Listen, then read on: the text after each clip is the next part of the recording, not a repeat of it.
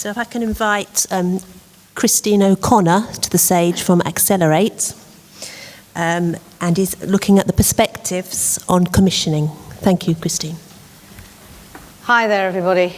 I'm not going to talk too much about clinical stuff, but I'll just draw your attention to this phrase. Commissioning, commissioning, wherefore art thou commissioning? Excuse me, providers. I'm busy doing a bit of transformation at the moment, if you don't mind. So let's look at what that means in reality.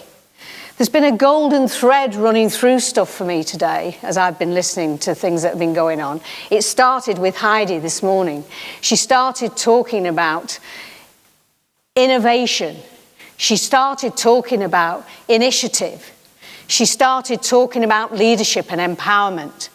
And that is something that's really critical at this time when we are in this time of change. We look at this slide. We've had a lot of this noise level around over this last 12 months with what's been going on in the NHS, but it's not this last 12 months. This has been going on for something like 20 years or more. Unfortunately, I've been around doing change in the NHS all of that time. So, you know, it's a classic thing that's going on at this moment in time. Now, let me just draw your attention to that. Loads of energy goes into that kind of thing. Loads of energy across the NHS, people saying what a terrible place it is to work, how awful it is, how hard it is. Have any of you read any of Stephen Covey's work? 7 Habits of Effective People. Yeah. Talks about a circle of concern. That's a circle of concern. Because actually, we can moan all day long about that, but in reality, we can't change it because it's going to keep happening. We're still here 20 years on. But that drive around policy and all that energy is going to keep happening. What we have to do is we have to recognize that actually, for the first time ever, and I'm quite happy to actually put some cash down on this, that it is no longer business as usual. It's gone. And this is what I would call your circle of influence. This is the place where you can actually influence what's going to happen going forward. Because the recognition is that the incremental fixes just haven't quite done it, just haven't quite made it. So it's important that we get past this. The chance now is to do things differently. And the chap that's driving all this, you recognise this man, I hope? Do you recognise him? Does anybody recognise this man? Simon Stevens. This man is chief executive of the NHS England. Interesting thing when you look at these 3 photographs, actually. This one, this is how he looks now. Have you noticed that this one was when he started? It's terrible, isn't it? What these big positions do to people. But what's important about this is for the first time ever, if you read the 5-year forward view, and I would ask you to do that, this provides a clear line of sight and a vision for where he's taking us. It's not written in classic NHS jargon, as the old pieces used to be. It's written from the heart, and it's written with a knowledge base that actually is taking us somewhere. So the fact is, what he can only give us is a direction of travel. He can't give us the answers. He can give us the direction of travel, and he can ask us to start doing things that will influence that. And what becomes important in that scenario is that we do not sit there being complacent about it, that we do not rely on somebody else to make the changes, and that actually we're not the person that actually sits there going, well, I'm getting used to this, it's just like it's always been, don't need to do anything, etc., etc. But what we do need to do is get in this place. We've got to become amazing. We've got to do the fabulous stuff. And we've got to actually start talking about it, start sharing it, start actually replicating it, and actually start those cogs of the vehicles that Simon Stevenson's giving us, moving round and making those kind of changes. So let's look what's happening on the commissioning landscape. Okay, on the way out. Okay, on the way out, the purchaser-provider split. You are allowed to say hooray at this point. Okay? We've lived for years with this purchaser-provider split, with all this competitive market stuff, with everybody going, what the hell are we going to do when Virgin Care are running everything? You know, we've lived with that, and it's going. Traditional general practice, as we know it, traditional family doctor general practice is going. And clinical commissioning groups, as we know them, will change. Okay? They will change. I suppose you all know your clinical commissioners. Do you? Do you all know your clinical commissioners? Or at least know somebody to influence in your clinical commissioning groups. Okay, so we may get very sad about general practice and the concept of the family doctor. I don't think people will lose too much sleep over the concept of purchaser-provider split going, or actually about a change in clinical commissioning groups. So what's trending? Trending, sustainability and transformation, Heidi alluded to earlier. Whole health and social care. Accountable care organisations, you may have heard that phrase. GP networks of 50,000 plus. Does that scare you? Okay, all GPs coming together into one organisation, 50,000 population. I can almost feel people thinking, how do I get to see my own GP in all of that? Well, if you get to see them now, you're lucky. Because I certainly haven't seen mine for 2 years. And also this concept of personalisation and well-being, patient activation, self-management, some of the things that were talked about earlier. And in all of this, it's about you. It's about you not being afraid to bite the bullet and do something different. Because all this going on will keep going on, and you underneath can influence and make change with all of that. So just the thing that Heidi mentioned earlier was sustainability and transformation. Let's just nip back to that for a minute. I'm trying to stay current. I hope you've all seen it. Have you seen it? Go, it's great. But apart from that, sustainability and transformation plans, as they were known only 12 months ago, are now known as sustainability and transformation partnerships. That's significant. Changing a word from plan to partnerships gives you a feeling, an organisational kind of feel about it, actually.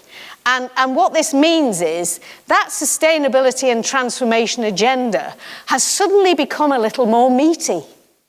It's suddenly getting a little bit more clout. And in those sustainability and transformation partnerships, you will see these organisations. Your CCGs in there, your local acute trusts, your councils, community trusts, many of you will work in those, primary care, public health, make up this sustainability and transformation partnership. This is your change agent. It is your change vehicle. It will not deliver change. It is a commissioning kind of thing, but it won't deliver the change that we're talking about. Let's look what it means. What it's asking us to do is to actually deliver a sustainable model in terms of finance and quality of care. That's what we're trying to do. So it's something about creating something that is sustainable. It's asking us, in doing that, to create something sustainable, to transform the way we work. Some of you will recognise this, the far one. If your children got Transformers, because they're back in vogue again now. So the kids move them about a bit. They start off with one thing and they end up as something else. The same with the violin. Still is a violin, but it looks different. It feels different. It's morphed into something else. In other words, it's not being what it's always been. It's doing it differently.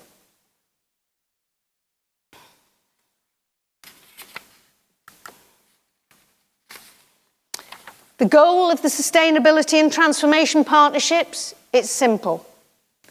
They're creating the route map for us. That's what they're being asked to do. They're creating that change route map. And they're looking for the golden nuggets that they can hold on to. Some of your areas will be in vanguards. Vanguards? Some of you in vanguards? Look at what they're doing. Look at how you can influence some of those things about what they're doing and to create some of those interesting sustainable changes that are possible. And whilst we can go through all of these things that are on here, and we've talked about creating things, right care, right place, optimal, those things are really, really important. It sounds cheesy at times when you hear a number of us get up and say the same thing. You know, it's the right care in the right place. It's optimal value because there's limited funding. So we've got to make it work harder. And we've got to get it to do what it needs to do. And I hear a lot, I've heard a lot today about some of the blocks to doing that. And again, Simon Stevens can't unblock the blocks. Sustainability and transformation partnerships can't unblock the blocks. It happens from the front line. Anybody read Roy Lilly? Roy Lilly's great words that come out on a regular basis and his Academy of Fabulous Stuff. It's full of good things that's going on in the NHS. And somehow we don't seem to spread it around. I don't know whether we talk when we're spreading about manure or butter.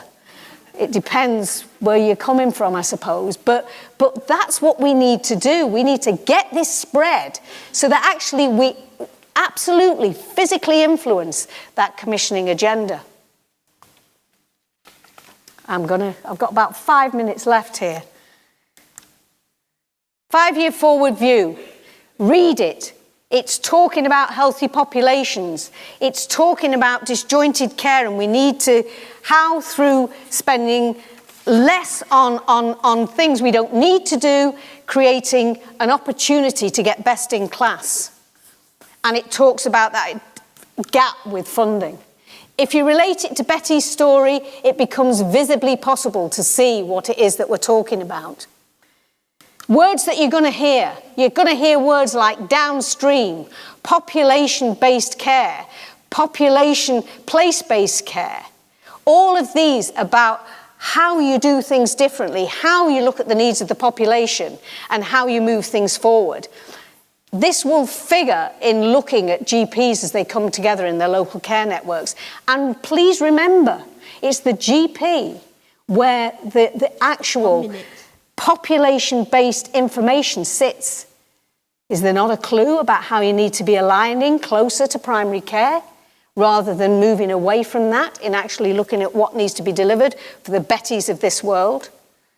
So for me, the old guard, it's on its way out. If we really, really value our NHS, we need to think very carefully. Because actually, our iceberg is melting. If you've not read that book, read it. Some great words of wisdom in that. Somebody was talking the other day about, I think it was called the burning platform. I used to use the burning platform years ago. It came about in the days of when the guys used to go out onto the platforms, out in the ocean there, and they were told, whatever you do in these oil platforms, whatever happens, do not jump off the platform because you'll be in danger of death. What do you do if it's on fire? Do you stay on it or do you jump off it? You jump off it because that's the right thing to do. It's different, but you do it. And the noise level is that we're on a burning platform right now. So my advice is read this book, read the 5-year forward view, and if you do nothing else, just do change. You know it's the right thing to do. You just need to do it. Thank you. Thank you very much.